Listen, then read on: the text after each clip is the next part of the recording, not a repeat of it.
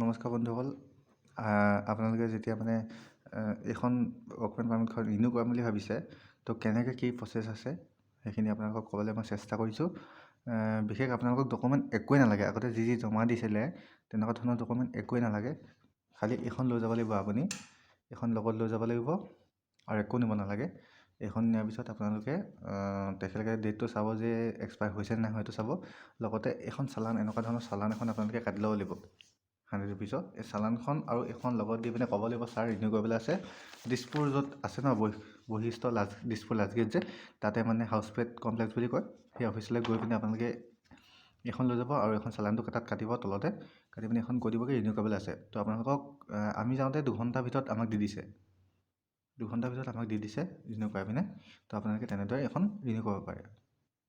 যদি ভিডিঅ'টো ভাল লাগিলে লাইক কমেণ্ট শ্বেয়াৰ কৰি দিব।